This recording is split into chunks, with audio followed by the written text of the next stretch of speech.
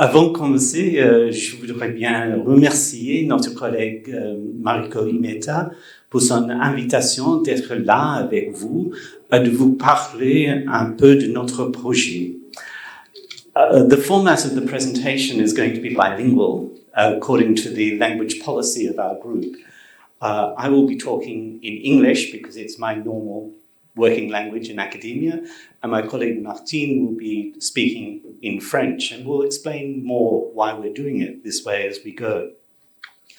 So we're addressing today the issue that became central to our work together as a bilingual research network, and that is the need to engage with concepts in their richness and their fullness, rather than trying to narrow things down to definitions, which closes debate and dialogue. So one of the things that I think we need to be really thinking about here is the nature of international research collaboration as it exists in the world at the moment. And internationalization of research is a priority in our universities, in our governments, and so on, no matter where we are in the world. And in international collaboration, we're trying to bring together people from around the world, and this is what we've done in our project. But usually when we do this, we bring people together who speak multiple languages, and we force them to work in monolingual ways, usually in English. And what this means is that international research is often research done in, conceptualized in, and reported in English. And our experience is that worldview is actually a very limiting one of the nature and the advantages of internationalization. One of the things that happens when we use a monolingual approach is that we seem on the surface to agree about meanings and concepts and so on, and that our common language actually often hides deeper underlying conceptual differences. And that's been one of the constant dimensions of this project.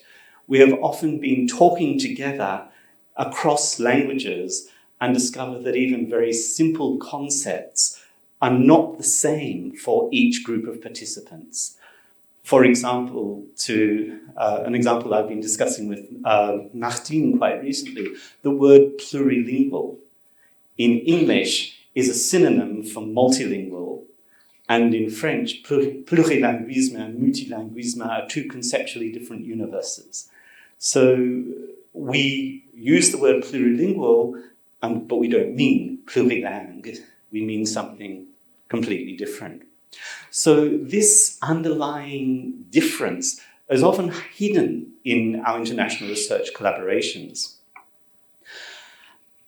And what we need to do in international research is actually to value the multilingualism that's inherent in the research community doing the research, which is often not seen by institutions and governments and so on. And what is actually happening in international research throughout the world is that the linguistic dimension of the international is not being valued and recognized for what it actually brings to our research efforts, and that internationalism means some sort of conformity around English language and English speaking academic traditions. This raises an ethical question, I think, in any sort of international research. And this ethical question is, how do we value the languages, cultures, knowledges of all of the participants in a research project? And to do that, you need to have a language policy that recognizes and builds on the diversity. And we'll talk a little bit more about our language policy in a moment. And what we argue is if you have a monolingual policy, it looks efficient because people can communicate quickly and easily in a single language. But I think it's highly problematic for understanding what each individual brings to the research collaboration. And the focus on efficiency and the fastness of research actually undermines the conceptual richness of bringing together people who speak different languages and who have different academic traditions. So really, the language policy is not simply a question of deciding which language or which languages you will use. Our particular policy is bilingual in English and French, but does not exclude any other languages. And Martine will show you at the moment that we have even integrated Japanese into our published work because it was one of our languages of communication, one of our languages of thinking, and produced a way of working that wasn't available in our bilingual language policy. So that selection of languages then is going to have consequences for inclusion and exclusion of participants, because those who have to speak in their second, third, fourth language have fewer opportunities to intervene in the discussion and to express their ideas than those who get to communicate in their first language. It also has consequences for the perspectives that are available. If we have a monolingual approach, we have a monoperspectival approach. That bringing in the academic traditions of other languages is much more difficult when you have to communicate it in a language that doesn't go with that academic tradition, that doesn't have the concepts of that academic tradition, that doesn't have the intellectual history of using those concepts, and so on. And so it limits the research perspectives and epistemologies, the knowledge systems that are seen as valuable and influential in the research field. So monolingual approaches then are going to privilege some participants, English native speakers in the normal monolingual English-speaking environment, and privilege their epistemologies over those of other participants. And so what we're doing with monolingual policies is prioritizing efficiency over inclusion and participation. And so what we actually have, I think, in much international research now is the illusion of a certain type of multidisciplinarity in bringing people together that actually really reinforces the monodisciplinarity of English language perspectives and worldviews. And that this is increasingly becoming dominant, that English language research is shaping further English language research and further excluding research done in other languages. And what that actually means is that the differences of understanding between our different academic traditions get submerged beneath the surface. They're always there in the background, but they're not allowed to come out into the sunshine, so to speak, and to perform a role that is central to the research process. They're noise in the system rather than resources for participation. And so a lot of aspects of academic communication can be excluded by language policies. So the challenge then, and this is the challenge we faced in our research group, is how do you open up an international collaboration across many different languages and countries and academic systems to the epistemological diversity of the people involved in that project? And how do you do it in a way that allows people to express their ideas in a language that is their own preference rather than something that's imposed? Now, in our working with our research, we didn't set up a research project. Rather than having a research project, there were research projects. You'll get some case studies of those projects in a moment. But what we felt was that research needs to be about understanding. It needs to be working at a conceptual level, that the application in researching is fundamentally important, but without the conceptual dimension, it doesn't have a strong place. And so we need to articulate different goals. Our goal was not to come up with a research result that says we know about this phenomenon. Our goal was to have a research result to say we have explored this phenomenon. We have tried to understand it in depth in multiple languages, in multiple academic traditions, rather than pinning it down like some dead insect in a museum and saying this is what it is.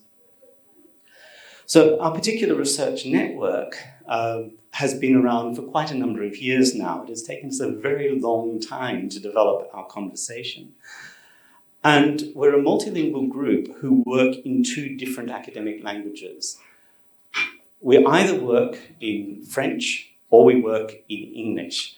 Those are not necessarily our first languages, but they are our first languages of academic work.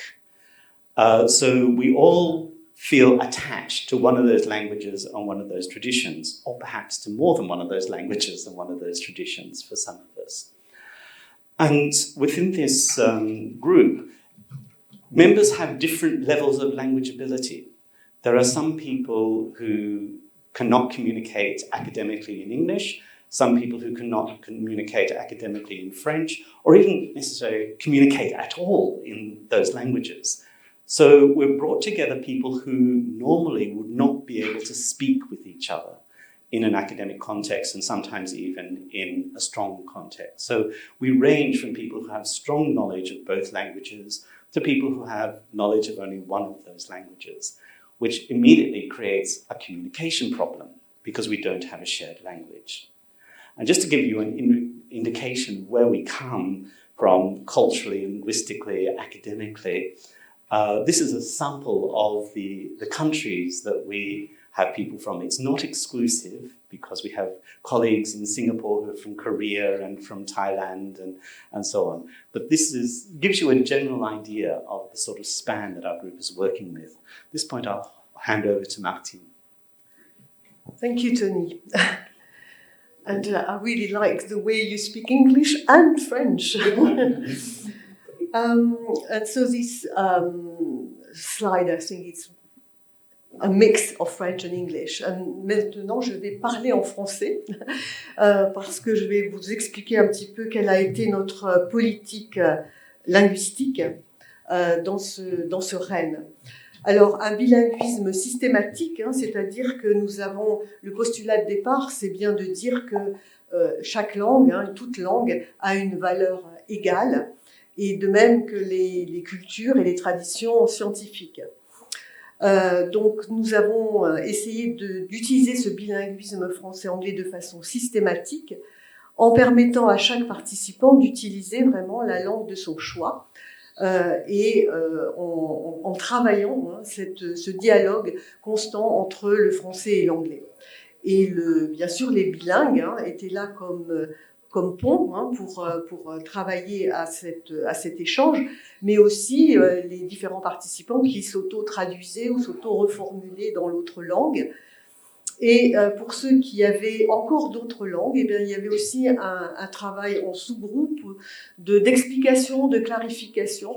Et c'est une chose qui était très intéressante dans ce travail, c'est qu'on a travaillé ce bilinguisme systématique. Et au fur et à mesure de nos échanges, on voyait bien que d'autres langues s'invitaient et étaient travaillées également dans cette exploration de la médiation interculturelle. Donc voilà, donc il ne s'agissait pas d'une traduction formelle, il s'agissait bien d'une traduction informelle, spontanée, de communication par rapport à des concepts qui étaient certainement construits différemment selon les langues et les cultures, et donc c'était vraiment d'être en dialogue constant au moyen de ces 2 langues. Donc l'anglais et le français ont servi de véhicule pour permettre ce dialogue, et de plus en plus d'autres langues se sont invitées dans la réflexion commune. Alors là, c'est l'ouvrage que Mariko a eu la gentillesse de présenter tout à l'heure, et je vais peut-être juste vous présenter donc voilà le site de l'éditeur, si ça marche. au niveau de la connexion. Voilà, mais là, j'ai pas du tout de possibilité. Donc voilà, non, mais ça va. Hein, voilà. Donc, c'est une publication qui est complètement en ligne. Donc, voilà, on peut facilement aller télécharger les choses. Alors, oui, apparemment, il y a un problème technique au niveau de... Je ne sais pas sortir d'Internet.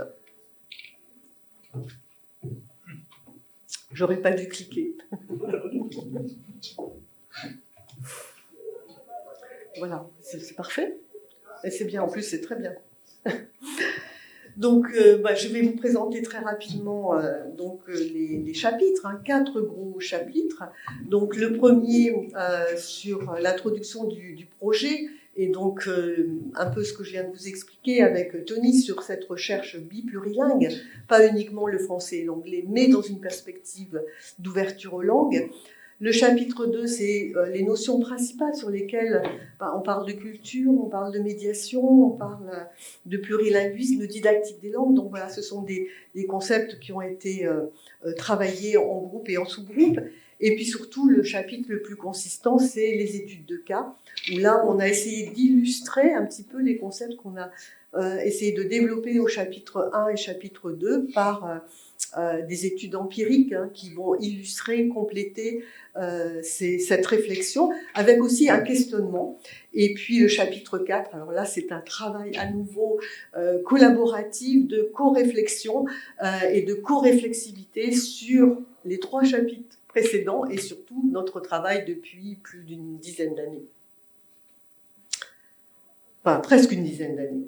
Oups. Alors là, ça ne marche plus, décidément. Voilà, ça marche. Donc là, voilà, simplement le chapitre 1. Alors, vous voyez aussi qu'au niveau éditorial, c'est pas évident parce que on a 2 colonnes, une en français et une en anglais, sans que ça soit une traduction, comment dirais-je, fidèle, non, parce que c'est vraiment une transposition des discussions qui ont eu lieu en français et en anglais. Et donc, on a des choses qui sont... voilà, c'est pas une traduction fidèle, mais ça représente bien le fonctionnement des discussions dans l'une et l'autre langue. Alors, ça ici, c'est un exemple du chapitre 2. Donc, vous voyez aussi 2 colonnes et 2 langues pour élaborer des termes différents. Et ensuite, nous avons ici le chapitre 3, les études de cas. Donc là, vous voyez des textes en français ou en anglais, avec des résumés dans l'une ou l'autre langue. Et puis, sur le côté, vous avez des commentaires qui sont soit eux-mêmes des petits résumés du paragraphe, ou des questions, ou des commentaires sur l'ensemble du paragraphe. Et enfin, le chapitre 4, donc on voit qu'on va beaucoup plus loin dans la complexité éditoriale, puisque là s'ajoute en effet le japonais, puisque c'était une langue qui a été vraiment utilisée par quelques participants. Et donc on a ce fonctionnement, donc 2 colonnes, ici français et japonais, et puis un paragraphe en anglais. Voilà, donc pour la présentation de ce livre que vous pouvez donc télécharger. Alors, qu'est-ce que nous avons appris? Eh bien, donc, d'abord, cette question de ralentir, comme disait Tony. La recherche, actuellement, on nous demande de produire. Les chercheurs sont mis à de la production intensive. On doit quantifier le nombre de publications. Or, justement, pour quelle raison? Et en tout cas, est-ce que c'est vraiment la bonne façon de faire de la recherche? Donc nous, notre postulat, c'était de dire, voilà, on s'intéresse au plurilinguisme et on va essayer de le mettre en pratique, ce plurilinguisme. Donc ça nécessite de ralentir, de ne pas aller tout de suite dans la définition et la production, mais justement dans l'exploration de la conversation et du dialogue. Donc, et voilà, ce qu'on veut dire, c'est que ce travail, c'est pas une mise en scène symbolique du plurilinguisme, c'est pas pour faire joli, c'est vraiment pour travailler le sens et la négociation de sens. Et comment ça se passe pour travailler ensemble sur ces questions, et notamment quand on est en langue, il semble logique de pouvoir travailler très sérieusement sur cette question et ne pas l'évacuer en disant bon, on va aller très très vite en utilisant une lingua franca quelle qu'elle soit. Donc nous avons incarné donc ce plurilinguisme en tant que norme de la pratique de recherche, ce qui n'est pas du tout le cas actuellement, puisque là on a une norme monolingue et là nous ce qu'on a essayé de mettre en place c'est une façon de travailler à cette norme plurilingue et pour développer donc nos répertoires multilingues à différentes étapes de la recherche, au niveau de la discussion, mais après au niveau de la finalisation par des études de cas et puis par un projet éditorial tel que je viens de vous le présenter. Donc, qu'est-ce qu'on a appris? Voilà, c'est développer une nouvelle disposition à la façon de faire de la recherche ensemble avec des chercheurs qui ont d'autres langues et d'autres cultures épistémologiques. Cette disposition, elle implique une ouverture d'esprit. Alors moi, j'irais peut-être plus loin en disant elle implique une hospitalité des différentes langues et des différentes cultures. Et on a travaillé cette hospitalité. Et accepter aussi dans cette hospitalité les discontinuités, la possibilité de conflit. Parfois, on ne se comprenait pas, ou parfois on pensait se comprendre et on ne se comprenait pas. Il pouvait y avoir certaines tensions aussi. Mais tout ça, c'est intéressant à explorer, justement pour aller plus à même dans le sens de la négociation de sens. Et ça, je crois que c'est une des clés de ce travail par les langues et par les cultures, c'est vraiment d'arriver à une compréhension par ces processus de négociation du sens comme élément central de la recherche et non pas comme un problème de communication. Ce qui est important, c'est essayer de trouver les moyens pour cette négociation de sens. Donc l'engagement des participants dans le plurilinguisme et les médiations pluriculturelles, interculturelles, s'inscrivent finalement dans des traditions millénaires parce que depuis que le monde est monde, on sait qu'il est multilingue. Telle la pierre de Rosette, en quelque sorte, qui a permis de déchiffrer les hiéroglyphes et avoir accès à toute une civilisation. Si on n'avait pas eu ce travail multilingue, on n'aurait pas connu la civilisation égyptienne. On peut dire que le monde contemporain, le travail contemporain de médiation entre les langues et les cultures permet toujours d'aller plus loin dans la compréhension des humains, dans leur diversité de langues et de cultures. Et c'est sans doute notre rôle de chercheur et d'enseignants de mieux comprendre ces processus complexes, de les transmettre, car il s'agit d'abord d'explorer au lieu de définir. Voilà, je vous remercie pour cette introduction, et puis je vais bientôt donner la parole à l'intervenante prochaine.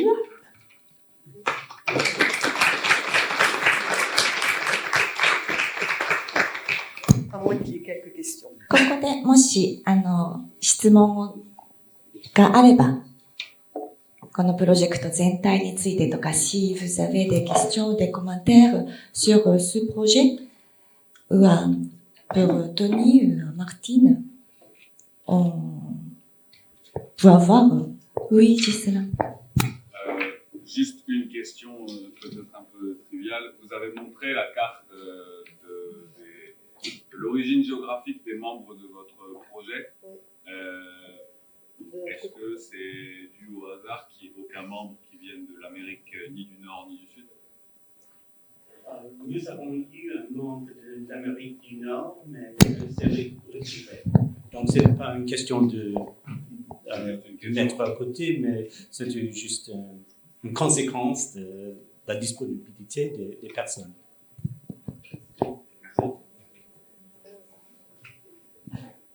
On pourrait dire beaucoup de choses, parce qu'en effet, quand il y a un groupe de chercheurs, voilà, ce qui est intéressant, c'est de comprendre un petit peu la configuration de ces chercheurs avec ces différentes langues. Et nous, ce qu'on a essayé de voir, c'est comment on pouvait travailler ensemble en prenant en compte sérieusement nos langues, nos cultures et nos traditions académiques. Et donc, c'est quelque chose qu'il faut réanalyser à chaque fois qu'on se retrouve dans un groupe. Peut-être ici, dans un groupe, on peut utiliser le français, l'anglais, le japonais, puis peut-être d'autres langues, qui sait.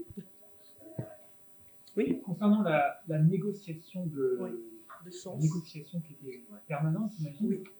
Vous aviez des moments pour que chacun donne sa façon de ressentir les choses. Oui, comme je vous ai dit, c'est une recherche lente, hein, parce qu'elle nous a pris depuis 2014, hein, en fait, hein, on a commencé. Parce qu'en effet, on traduisait systématiquement le français et l'anglais. Mais là, après, venaient d'autres questions. Hein. Est-ce qu'on a bien compris ça? Est-ce que c'était bien comme ça? Et puis, voilà. Donc, c'était très, très lent. En plus, avec la pandémie, on ne s'est pas vu physiquement. Les échanges en ligne, à ce niveau, c'est pas non plus très, très facile. Pour certaines étapes, oui. Mais quand on est vraiment dans la discussion de fond, je pense que le présentiel est tout de même souhaitable. Des moments de... Est-ce qu'il y a eu des moments où finalement chacun avait des concepts qui ne rentraient pas dans la langue de l'autre, qu'il y avait une négociation, il y avait des tensions, Plusieurs fois. Il y a, pour dire en anglais, le langage, la langue, c'est impossible. Donc, comment expliquer la différence entre la langue et le langage en anglais? Mais aussi, en anglais, on parle de testing, evaluation, assessment. En français, on dit évaluation. Qu'est-ce que c'est la différence entre évaluation et évaluation? Donc, il y a pas mal de concepts qui ne se sont pas partagés de la même façon de langue. Donc, il y a toujours c'est pourquoi on n'a pas traduit, mais reformulé. Parce qu'il faut expliquer le mot, pas le traduire. C'est un processus d'exploration, de reconceptualisation à chaque moment. Et surtout, il y a des très petites choses qui peuvent cacher des différences, des abîmes entre les deux langues, les deux cultures, les deux traditions linguistiques et académiques. Et même moi, quand je lis en français, je ne lis pas comme un francophone, je lis comme quelqu'un qui est éduqué dans le contexte anglo-saxon. Donc, je dois intégrer les concepts dans ma propre épistémologie. Martin, quand elle lit en anglais, c'est la même chose. Donc, même moi, si je lis quelque chose en français, je ne le comprends pas comme un francophone, mais comme un anglophone. Il y a toujours des discussions des sens des mots. I've just realized that I've excluded a whole number of people in the audience who don't speak French. I just want to briefly summarize your question and the answer. The question was, did we ever have moments when there were concepts that didn't move from one language into the other? And I basically said there are lots and lots of them because the academic languages and the conceptual systems are simply not the same. Voilà ce qu'on a fait dans... c'est notre façon de parler. On parle dans une langue, après on parle dans l'autre langue. Peut-être c'est un résumé, peut-être c'est une élaboration, ça dépend. Mais il faut constamment changer de langue, de système conceptuel, etc.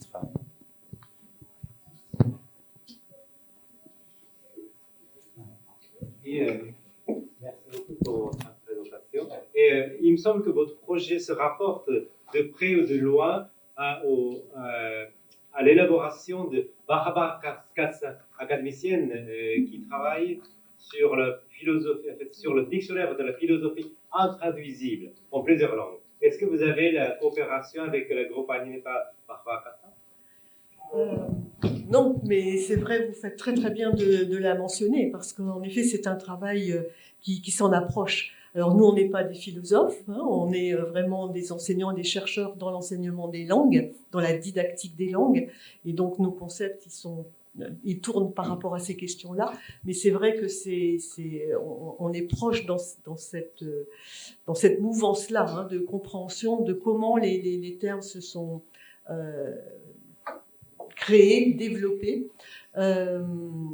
Voilà. Ouais, c'est ce que je pourrais dire. Or do you want to translate into English? Je voulais peut-être juste ajouter que la notion d'intraduisible, elle est complexe, même chez Barbara Gassin, parce qu'en fait, ça n'est pas intraduisible. Dès l'instant qu'on explique et qu'on essaye d'aller vers cette négociation de sens, ça n'est plus intraduisible. The question was about whether or not we've managed to put our work into the frame of a French philosopher whose name Barbara Gassin, and who is has written a dictionary of untranslatable philosophy. And Martine was just saying that the idea of the untranslatable is actually a complex idea. And that the issue is actually not so much the untranslatable, but how do you communicate the ideas and how do you work with the ideas to communicate them? And ultimately, at one level, there's no such thing as the untranslatable. It's more to do with the idea of, this is my addition, more to do with the idea of what constitutes translation. Donc, pour parler de l'intranslatable, c'est plutôt une question de penser ce que c'est la traduction, parce que si la traduction est quelque chose où on cherche les équivalents entre les deux langues, c'est assez nul. Mais on parle plutôt de la médiation, c'est le centre de notre travail, la médiation, l'explication, la reformulation, etc. Donc, on ne parle pas de la traduction simple, mais c'est quelque chose de plus complexe qui est nécessaire pour assurer l'intercompréhension entre les langues, les traditions académiques, etc.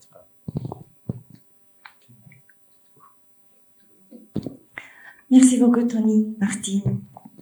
ありがとうございました。Donc, vous pouvez lire les commentaires des participants sur cette manière de la gestion du groupe. Vous pouvez lire dans le livre qu'on a présenté tout à l'heure. Sur le chapitre 4. C'est ça. Oui. Ensuite, Barbara Pizziconi 先生をお迎えいたします。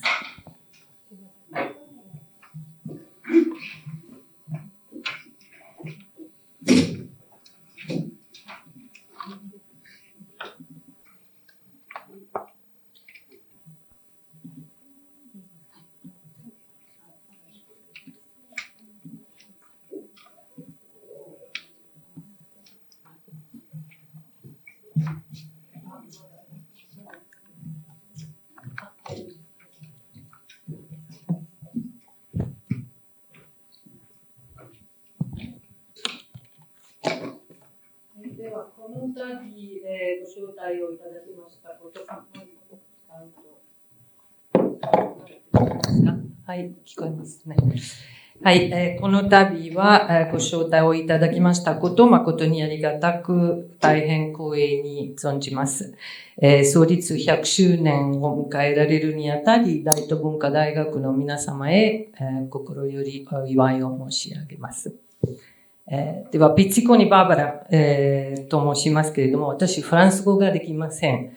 理解することもできませんので、このネットワークでは普通、日本語と英語を使ってきましたので、ロンドン大学で日本語の専門家として勤めておりますので、今日は日本語でということにしました。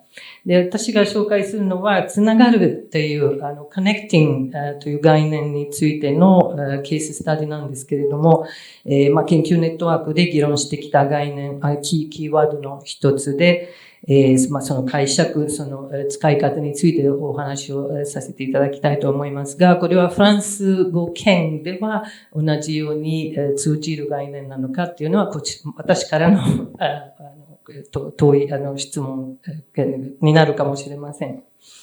で、この発表は、異文化コミュニケーション能力、行動、信念、言語能力の発達を、留学の前、留学の間、留学の後で調査する研究に由来しています。ここでご覧になると思うんですけれども、インターカルチャラリティの発達に焦点を当てて、つながるという原理という角度を使います。Liddicoat and Scalini の2010年によると、コネクティングの原理は言語や文化の経験や習得を可能にします。言語や文化は個人が単独で習得したり、経験したりするものではなく、様々な要素の相互関係から生み出されるものです。つまり学習者が自らの文化内の位置、他者の文化内の位置、さらには言語や文化の境界を超えた文化間の関係といった要素の組み合いの中で言語や文化を把握し意味づけると述べています。で、この、引用の著者や研究ネットワークの他のメンバーのように私たちもつながることを認知的な意味と社会的な意味の両方で理解しています。で、学習論では、つながるの過程を意味を理解するという認知的なプロセスを理解しています。で、それは自分の既存の立場と新しい立場、基地の意味と新しく発見された意味を理解し、自己の経験や世界を間断なく再解釈し、概念的再構築のプロセスだと考えています。しかし、これは従来の心理学的アプローチのように学習者の脳の中で孤立して行われる計算機的な再構築ではなく、このつながるという概念は内的プロセスではあるものの、むしろ社会的文脈との関わりの中で起こり、そこから生じる創発的理解だと考えています。つまり社会的行動の一種なのです。また私たちは外的な社会的行為に関心があり、異文化能力は相互作用を通じてのみ発展させられると考えています。バイラムにとって異文化能力とは、文化的な違いを超えて他者をうまく交流する能力であり、行動の中でしか育まれない、参加することで得られます。個別的に発達するものではなく、総合主観的な達成です。これらの特徴づけの帰結として、異文化能力を共同構築された共同事業と見ます。そして相互作用における話し相手、また共同参加者の役割をもっと強調する必要があると思います。個人的な知識に基づくアプローチから自己との他者、そしてその関わり合い、交流、インタラクションを交流したアプローチに移動する必要があると思います。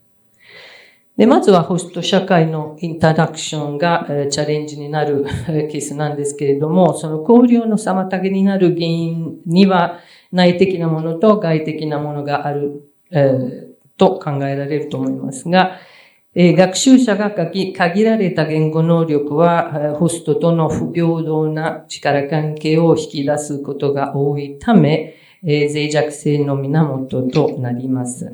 学習者の苦闘は社会的、認知的な様々な種類の接触の回避を引き起こす可能性があります。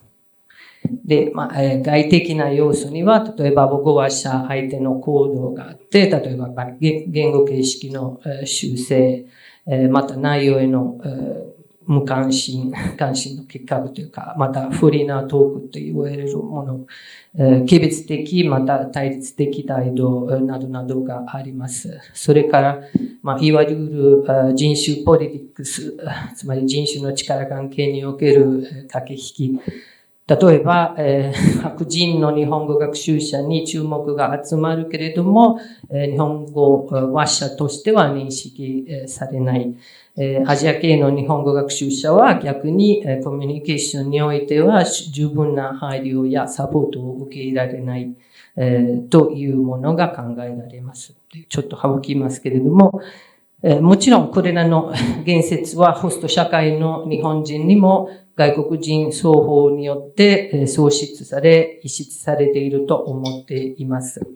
多くの訪日外国人が日本人の非コミュニカティブ的な行動について言及し、その原因を外国人に対するシャイで不器用な態度、あるいは高慢で敵対的な態度のどちらかに帰結させ、様々に説明してきました。他にこのような行動を地理学的な説から人類学的な説まで様々な解釈を提供されてきましたが、例えば日本文化の島国根性、あるいは歴史的な異文化への馴染みのなさ、言語と人種の混乱といった解説、解釈を提供してきました。でそれに対して、内的な要素も考えられるんですが、例えば学習者が自分自身を表現するのに苦労する中、無能だと思われないように、目標言語を使いたがらないものと、単に自立体、自主感があるということですね。で、今日は1年間の日本留学で様々なこのようなチャレンジを経験してきた日本語学習者の経験を観察してきて、つながることの観点からそのチャレンジを解釈してみたいと思います。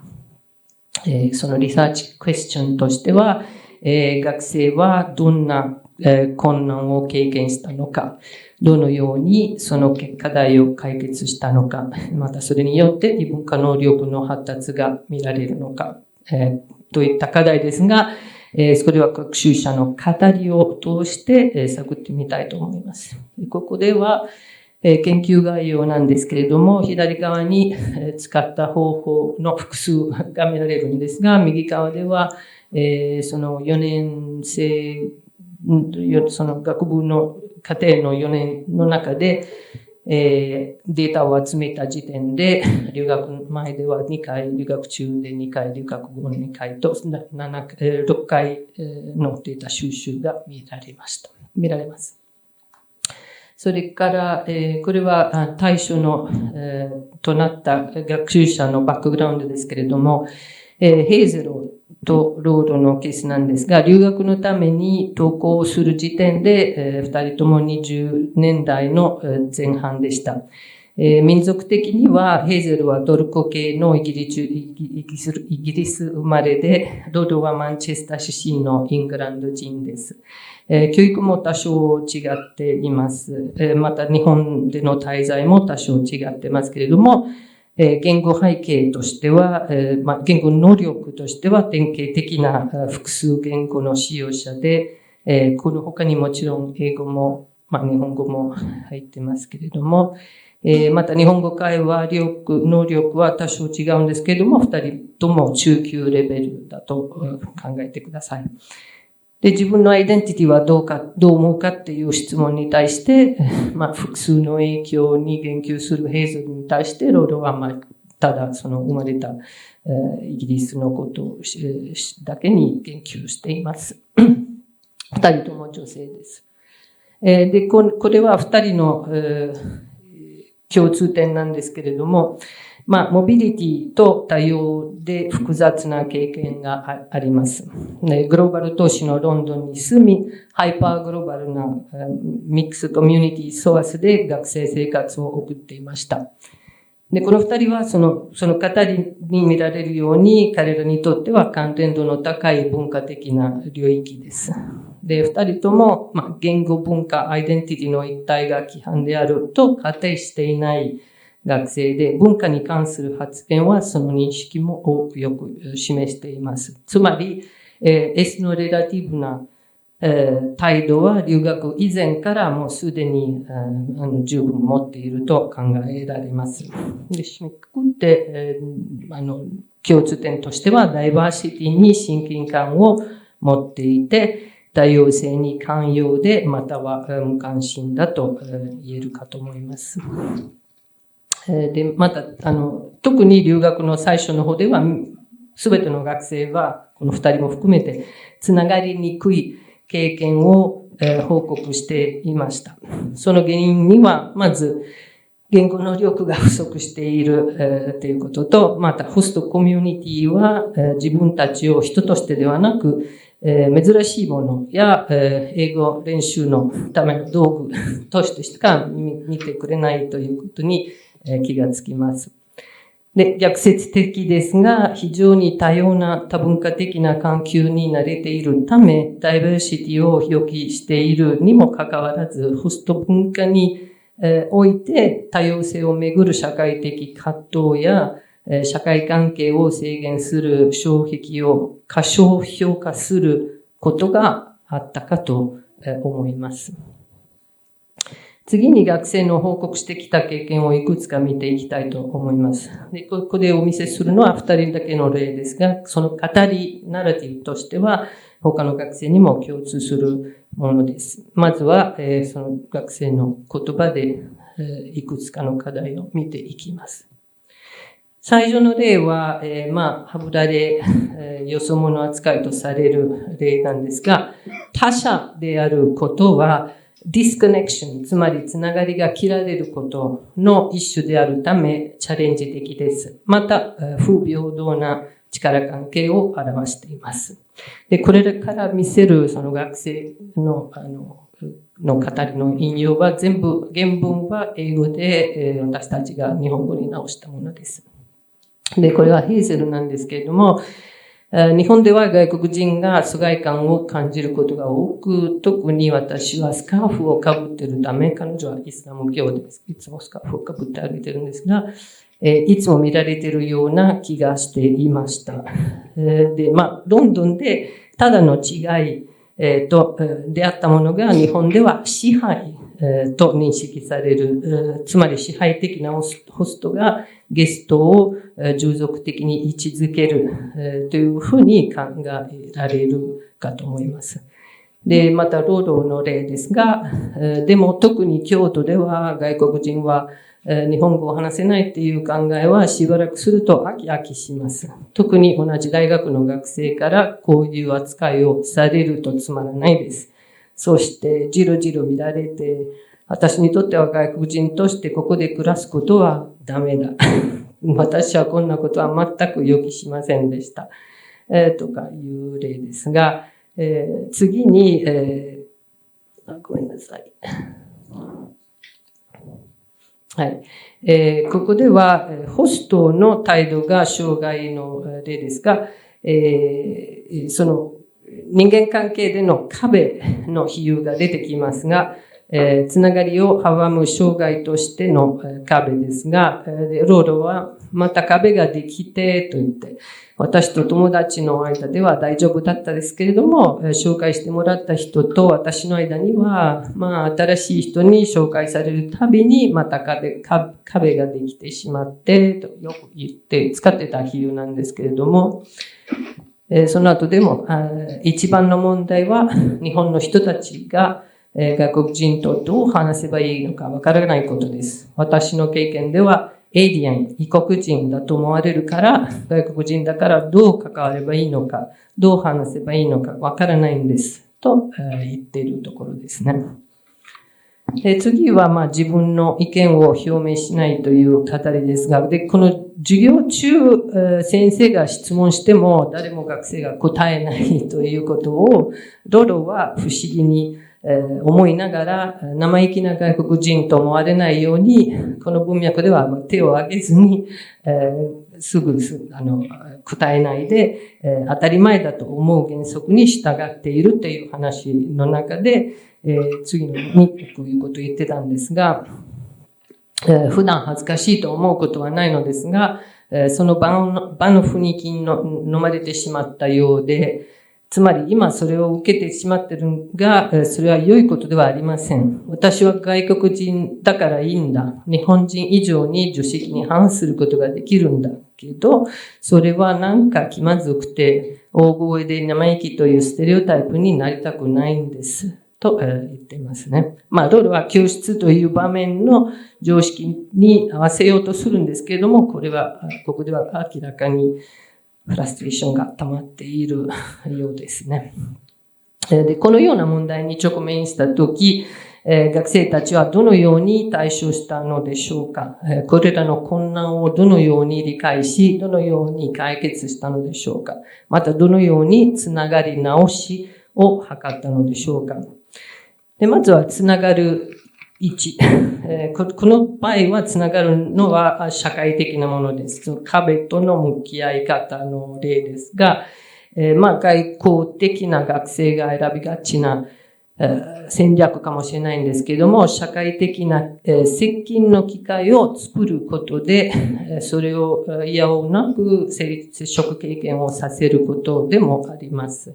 で、ここでは例えばローロは、もし私がそこに長く住んでいて、ずっとそこにいたら、障壁を取り払う覚悟ができていて、多分あなたがどう思ってもあなたと友達になってやると思うでしょう。といったことを言いました。で、また同じロードですが、私と他の人たちは日本における LGBT の権利についてプレゼンテーションをして、トランスジェンダーの友人を含む多くの学生に意見を聞き、日本語でビデオを編集しました。私はそれを英訳して字幕をつけました。そのビデオは多くの人にシェアされ、本当に素晴らしかったです。だから日本の学生全員がそれをシェアして素晴らしかった感じです。というような例ですが、次には、これはちょっと社会認知的なつながる、社会的な部分と認知的な部分からなるものの例かと思いますが、つまり状況のコントロールをより均等に分配する解決策を積極的に追求する。つまり力関係を調整する、均衡化するケースだと思うんですが、例えば、来日直前、来日直後ですね、絶対ダメになる。でも仕方ないから早く終わらせようという気持ちがあったのだと思います。というんですが、終了前では、最後の方ではインターネットのことで、電話で話さなければならないとき、私はまだ何も分かってなかったのですが、心配なんかせずにとてもリラックスしていました。それはなぜかっていうと、相手が生身の人間であることが分かっていて、敬語を使わずに直接言ってください。と言うと、向こうは笑って、はい、わかりました、と言ってくれました。というふうに、見直す、戦略が見られるかと思います。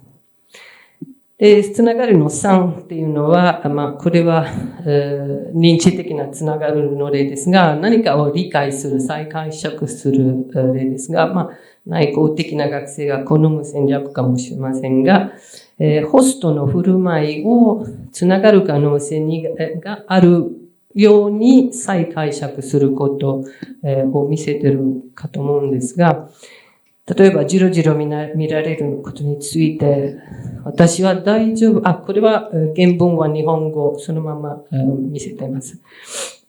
今は、大丈夫だ、と考えに入りました。その人が興味があるから、外国人でどこから来ましたか？出身どこかな？その人のそういうように思って、curious になって、その理由で面白い人と思ってびっくりして、どのように見ることがあると思います。今はそれを分かって、あんまり気にしません。リラックスしています。また、最後ですが、つながるのもう一つの認知的な例ですが、私は理想的な考えをしていて、自分の寛容さを理想化していたと思います。他の人は適用できないかもしれないけれども、私は大丈夫。私はオープンマインドで、いろんな場所で育ったもので、私はかなりちょっと高慢な視点を持っていたように思います。それで日本に入ってみると、思っていたのとは全然違うことに気がつきました。というふうに言っていたんですが、この事例で示していることは次のようなものです。学生は自分の経験における不協和、困難、葛藤を内的、外的という両方の行動によって解決する方法、前述のように定義されたつながる方法が見られたかと思います。学生が直接活動している場面や身近な環境そのものを変えることができた方法、例えば LGBT の問題に関するビデオを日本の仲間と共有することの話で見られたように、で、また、それができない場合には、学生が活動している場面、あるいはその場面で活動している自己の表彰を支えるナラティブ、物語を変えることができた方法が、例えば自分の前提を再解釈し、自分の偏見を認めるようになる方法が見られたかと思います。で、それで結論ですが、日本留学で経験した中で、学生たちが感じたいろいろな壁を克服することは主なチャレンジでした。それは社会的、文化的な断絶や分離を象徴する課題であり、異質なものとしてまたよそ者としての眼差しを受ける気持ち、で、彼らの意見を表明が制限される気持ちを通して明確に表明されました。で、彼らが自分の体験に一貫性を取り戻し、認知的にも社会的にも再びつながった世界観、自己主張を取り戻した様を他者のインタラクションで構築された異文化能力を示していると思いますし、つながるという概念は異文化能力の発達を図るための強力な概念であることを示しているのではないかと思います。ご清聴ありがとうございました。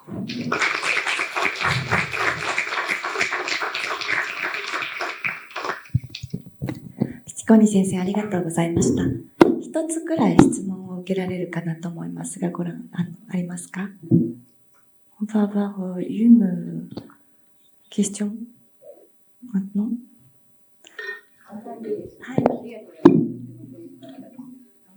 ロロさんともう一人の先生そのお二人の方はロンドンに戻ってから彼らのそのつながる力っていうのはどういうふうに発揮されたか、そういう研究はあるんですか？もしご存知であれば。はい、体系的にそれを語ったというよりは、長い間付き合っていて、私が個人的に感じたことなんですけれども、お二人ともどんな過程を通ってきたかっていうのをすごく意識してきたことが感じられるんですよね。ですからつながったっていう言葉自体はキーワード自体は使わなかったかもしれませんけれども、やっぱり自分の位置、また自分のホスト社会の日本との位置の関係がすごく見えているし、意識してきたので、例でも言われたように、コントロールができなくなった段階で、またその状況を再解釈してコントロールできた自身がすごく感じてきました。その向こうに戻ってからホスト側としてのその寛容さっていうものが見られるんですかね。どうですか？日本社会の、はい、それはあったと思いますね。要するに戻ってから全てが問題なく成功したっていう意識ではなくて、でもやっぱりいろんな問題が乗り越えられた基準が本人も意識していたことが確かだったので、やはりある意味ではそれはつながったというふうに私が思います。要するにただの変なところに1年間過ごしたというか、すごく意味付けられた自分の経験に何かの意味をつけられたっていう意味ではやっぱりつながったと思います。でもやっぱり意識化の過程だっていうことが前提だと思います。それについて自分がレフレクティブに何をしてきたかってどういう意味なのかっていうのを意識できるのもすごく大事な次元だと思います。ありがとうございま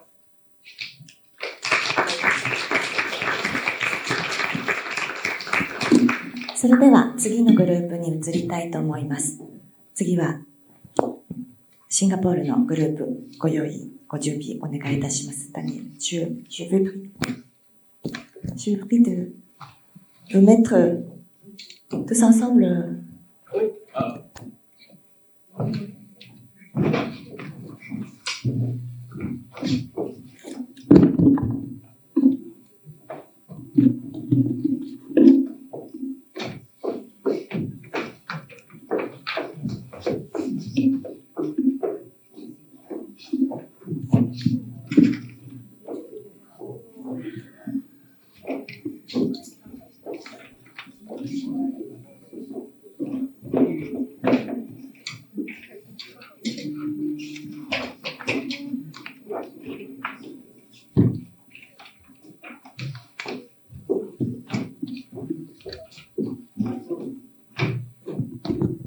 Bonjour.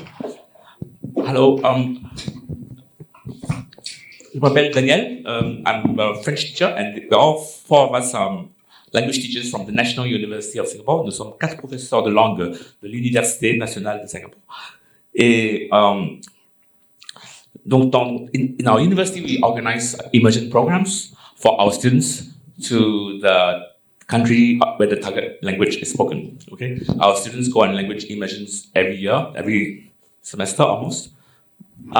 They go to discover and participate in the culture of the target language. In our case study examines, I'm going to speak in English because my slides are in French. Je vais parler en anglais parce que les diapos sont déjà en français. Donc, our case study examines the impact of these short-term immersion programs on the learners' intercultural development. So, sorry.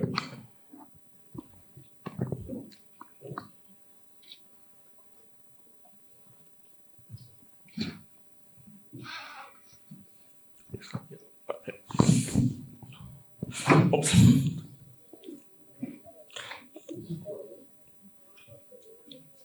Okay, so these are some of the summer language immersion or summer or winter immersion programs that our students go to, and you can see there are actually 6 countries. We go to Taipei, Republic of China for Chinese immersions, and there were two weeks of programs with 7 students, and then there's a French program where they go to two cities, one in Paris and one in Brest. For 4 weeks, and there were 21 of them in total. For German, we went to Freiburg and Munich for 3 weeks, 17 students. For Japanese and Korean and Thai, also 3 weeks each. Kyoto, Tokyo, in Seoul, there are 2 universities in Korea, and in Thailand, in Chiang Rai. Okay, so this shows you the number of students who participated in this program. So we conducted field work to understand whether and how a language stay in the target language country can effect changes in a learner. And so there are two concepts that are useful to understand concepts as metaphors that were useful to understand what we are doing. One is the community of practice. So this is the idea of basket weaving, tissage de panier in Africa. So you have a community of basket weavers that are experts, and then they take in what we call apprentices who will come and learn how to do it. So what happens is these people come in and they participate in the community through what we call legitimate peripheral participation. Okay, so this is what happens. Similarity with our context is that in simple terms, this describes the way in which a learner in a community discovers and develops relevant skills, and then moves closer and closer to the status of an expert little by little. So the language student would be like an apprentice. As he acquires linguistic and cultural skills, he will gradually become a legitimate member of the target culture, or come close to it. For this, he needs the support and mediation of the experts in that community. So what is to us intercultural mediation in our context? It is for foreign language learners to participate, first of all, in the social practices, and then they discover cultural knowledge through the participation. They connect new knowledge with existing ones. They interpret those connections through meaning making, and they then reflect on their own culture, and possibly get a new cultural identity through that reflection. Even in the case of, so the mediation can come from external sources or from the reflections that the learner makes himself or herself. Even in the case of external mediation, it's usually the learner, it usually causes internal acts of mediation within the learner. So when mediation is successful, learners would have linked new cultural knowledge with existing knowledge.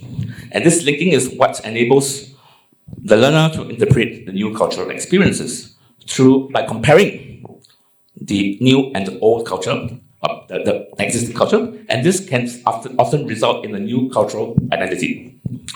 So we'll be presenting evidence of intercultural mediation in our language immersions in 4 language programs: French, Japanese, Korean, and Thai. So how we collected data was we got the students to do a survey.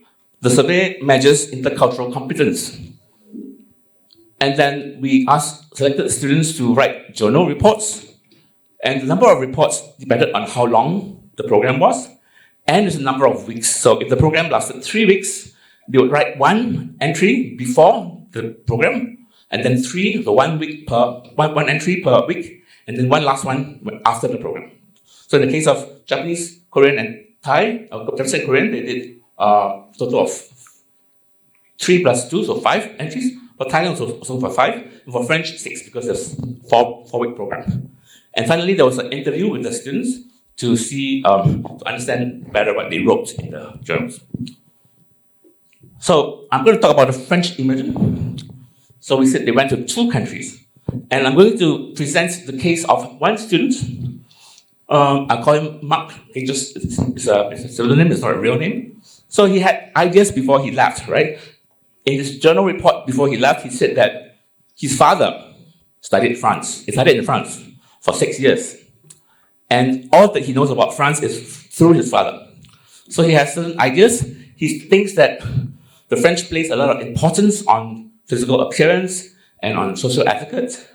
And there's also a lot of intellectual rigor in the French education system. You can see it in their work. You can also see it in the complexity of the language. So this is what he thought. And then in week 1, he discovered firsthand the culture. All right, so he was on a train with his friends to go explore somewhere outside of Paris. They took the RER, and then they got stopped by the ticket. People checked the tickets. And the person who checked the ticket said, "You speak English? 33 euros. So to him, the controller could speak English, but refused to say anything more than that. So he says that they just don't want to use the English because they have the national pride for the language. And he noticed the same thing when he fell sick the week before. He had to see a doctor and noticed that the pharmacies and the doctors, they don't want to speak English. I mean, they only want to speak French. Right. And week 2, so week 2 is when he talks about something special that the school did. They had to go to school every day for 5 days a week. And the school made them have a carnet, a notebook, in which they have to write down things that they learn. So words that they come across. And every morning before the lesson starts, they would have to report on what they saw. And the teacher would then explain what these words were and give them some cultural insights. And he found this very useful culturally as well as linguistically. It allowed him to better understand what he sees every day. And then also host families. His host family had dinner with him one day and they were talking about politics. Because on that day he saw that there were strikes. Taxi drivers were on strike. And he said to the family, "This is not common, is it?" And the family said, "No, this is very common. And French people have the right to go on strike. It's the right." So he said that, well, to him, strikes will slow down the economy, they're not good for the image. And he asked himself if people consider Singapore like a democracy. And finally, this is after the immersion, he says that, well, I realized that people might think Singapore is strange because some people might think of Singapore as very clean and efficient with a government that's almost autocratic, with too many laws and rules to maintain order. This could be true, but as a Singaporean, we are used to this country and the way of life, and important thing is for us is that it works. So he reflected, and he has been able to make sense of the differences that there might be he had in the first place. So with this, move on to the next program, which is Japanese.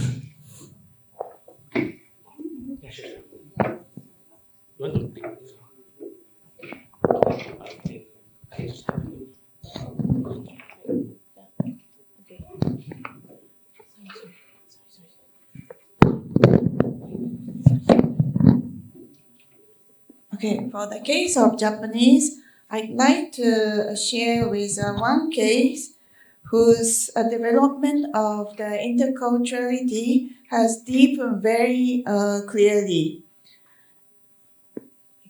Okay, so the Japanese case has 4 students who wrote the journals, and one of the girls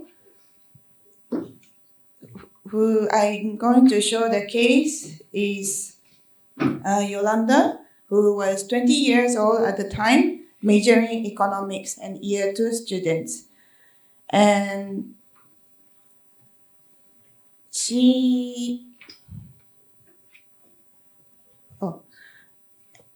and before she was joining to this immersion program, she had she had some expectations and some goals which she set what she wants to achieve by joining this program. And one of which was to confirm the Singaporeanness, what she wants to feel about Singapore and things like that. And she shows in this slide showing that the immersion program should be something which you don't throw away your culture, but at least try to integrate your own culture in your little way, she says.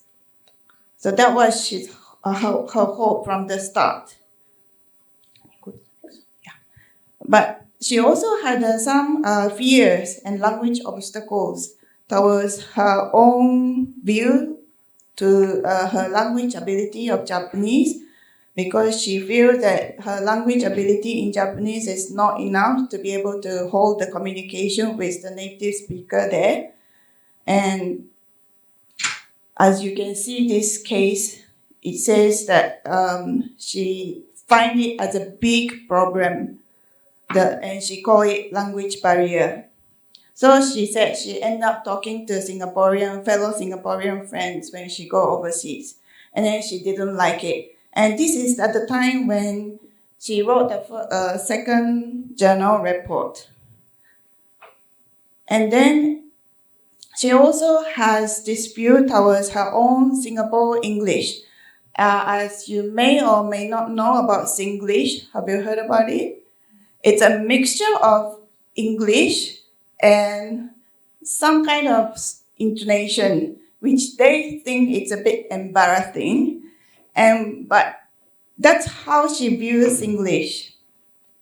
And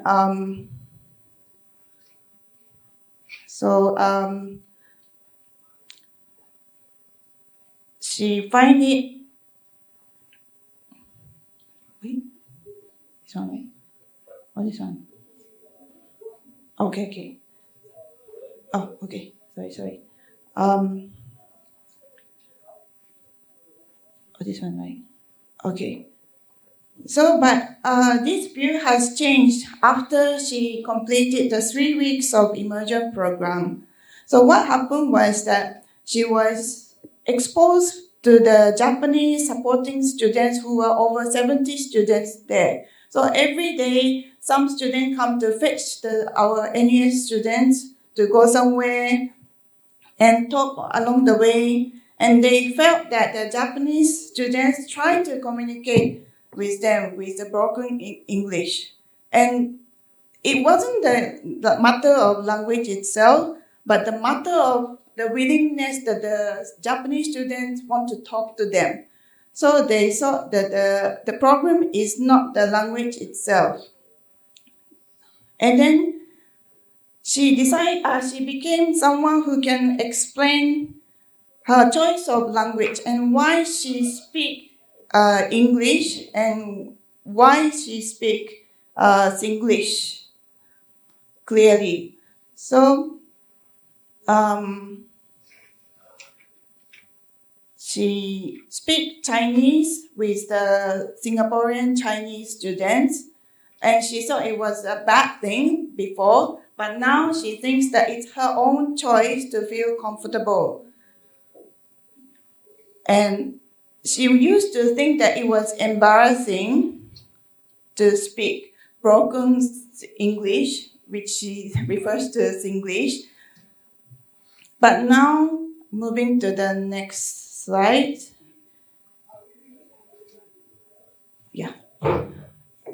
So she thinks that she has intentional choice to speak Singlish to her fellow colleagues because of she feels comfortable, and she also speaks to Japanese friends in English to let them have more clear understanding about what they talk about.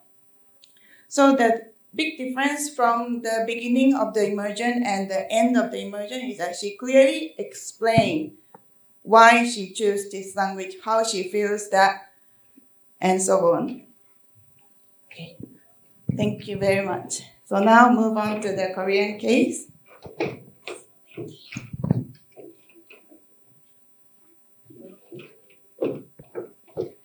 Okay. I would like to talk about the immersion cases in Korea. As we are the educator, we keep thinking about how we can help the learners to have new insight into the social cultural practice of the language target language communities through the country language immersion program and the legitimate peripheral participations. And then there's sometimes the local teachers and the bodies as well as the strangers can mediate their students, learners into their target Korean communities. So I would like the one case through their bodies. And then Samanda's case, I would like to share some points that Samanda wrote in her report. I found that the way my body orders food is very interesting. Immediately after sitting down, she just shouted our order, and the middle-aged woman in the shop caught the order, and me and my friends tried to shouting like that, but we did not speak loud enough to catch attention from the owner. It's a unique experience because we do not shout across the shop to order food in Singapore, because that is deemed to be aggressive and rude. But over here, it feels as although you shared a bond with the owner to be able to that. So it means that as the Samantha case, she definitely was a novel and peripheral member in the Korean community. However, she tried to be their target language, the culture. And so that she can be their mediate when other friends come to this, or like a Korean restaurants. Maybe she tried to explain to her students to shout when they order the food. Another one is strangers I mean, some of these cases, she can observe how the Korean people there's reserved seats, although they're during the peak hours. So she mentioned like this, even though, okay, sorry, I cannot go. Yeah. Yeah, that's one. Okay, it's okay. Yes, yeah. And first of all, the last part, the Samantha and her friends talked loudly in the subway. So the elderly, the man, approached them to, not to speak loudly. So she realized, the Korean people, the scold strangers, although the Singaporean, they didn't do that. So maybe she can be there, mediate when the others, maybe her friends come to this Korea, and that she will mention about her experience, and then she can be the mediate in the others in the Korean communities. That's all. And then maybe I will give more chance to talk, my friends. Thank you. Thank you so much, Yuriko and Daniel. Good afternoon, everyone. I am Susivimon. I'm a teacher of Thai. I teach Thai as one language at the National University of Singapore, and I'm part of this team. So I'm going to briefly talk about some cases of the Thai immersion which took place in the country. The student's name is Jin. This is her pseudonym. Through her interaction or exposure in the target community in Thailand, she learned to question and try to reconstruct her cultural understanding. I'm sorry, I didn't see. One moment, please. I have to say that Chiang Rai is a small town in the north of Thailand, or in the north of the country, and people there tend to be very kind of happy, and they have simple life. So the student got impressed by the hospitality and the contentment of the native speakers or her Thai buddies. Please, this is for my reference. And through her exposure, she felt guilty because she knew that deep down, Singaporean kids or youth tend to take things for granted. Yes, for example, they expected the trips overseas yearly from the parents and so on. So she reflected on this, and looking back on her Thai buddies. And this is the evidence from the data, and this is for the French audience. I'm sorry. This took place during the first week of the program when she had interaction with her Thai buddies during the program, right? And another incident is when she went through the I would say probably crisis or a lot of questioning, and she asked herself a lot, and she even had to think that perhaps I wanted to be a Thai, because it looks like Thai people are so happy and so content with that simple life and so on. And once again, she got to reaffirm her understanding about her very own culture. And this is the evidence from her post-immersion. Right.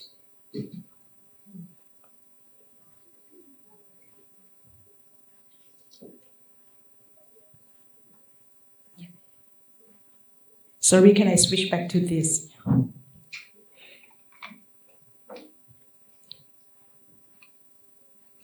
Initially, she thought that she wasn't sure whether she is patriotic about her country enough. She wasn't sure whether she's interested in her own country until she met her Thai buddies in Thailand, whom they know so much about their own country and so on. So she asked herself, and finally, through her reaffirmation, she thought that probably it's about time to learn more about my own culture. Yes, and I think this is part of the developmental process. And through reaffirming, she got to reconstruct her understanding. And this agree with Vairai's views that when we identify ourselves with the new cultural system, we gain new beliefs, values, and orientation. And this is how she tried to kind of adopt the positive traits or some characters which she admired from her Thai buddies. And she tried to incorporate that in her values and her practice. In other words, her Thai buddies are like her models. Yes, and this is from her third journal entry, and this is the summary in French.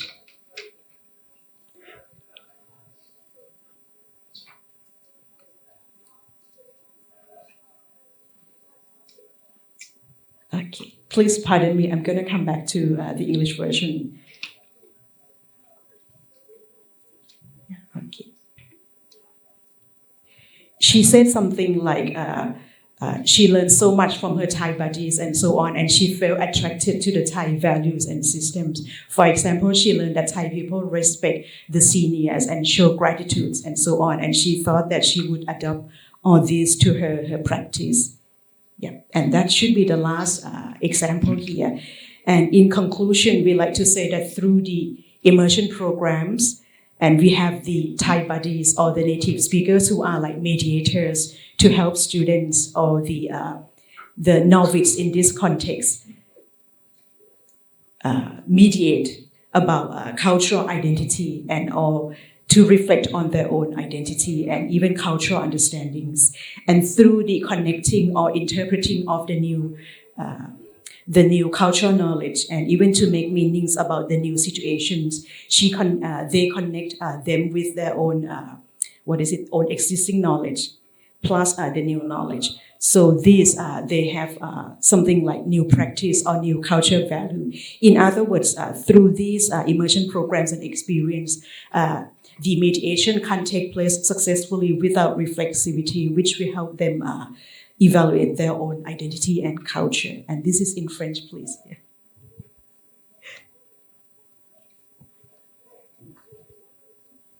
Thank you. Merci beaucoup.